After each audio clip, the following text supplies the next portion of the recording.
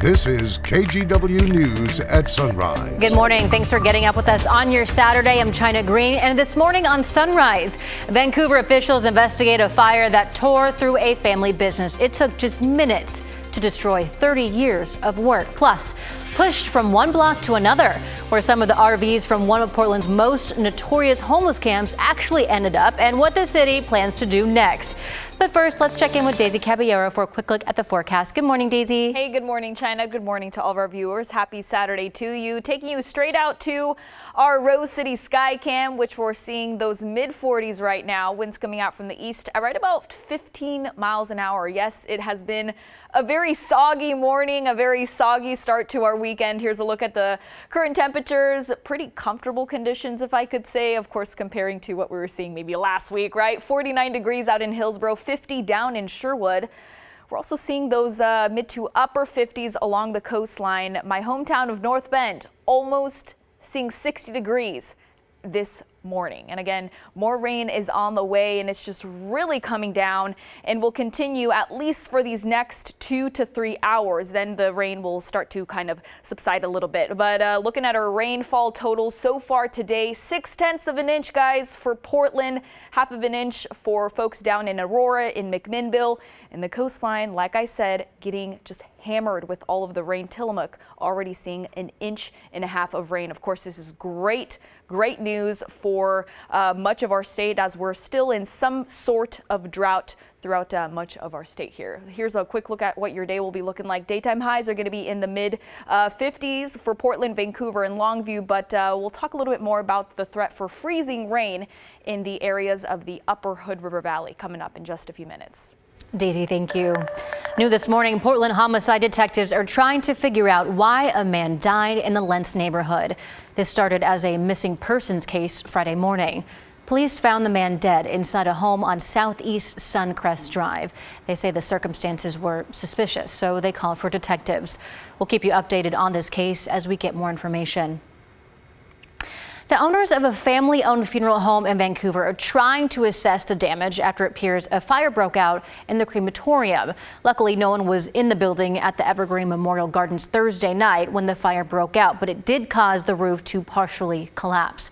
The head of the fourth-generation business told us this has a big impact on her family, and they spent the day reaching out to clients who may be directly affected. Our primary focus is the care for the families that have entrusted their loved ones to us. For some, we just don't have answers quite yet, so that's been the answer for a few, in that we're going to be transparent and let them know as soon as we have answers. We will let them know. The damage means they haven't been able to get inside the building, which is separate from the chapel. No word yet on the cause. The Boeing 737 MAX 9 is back in the air 3 weeks after a door plug blew out of an Alaska Airlines flight over Portland.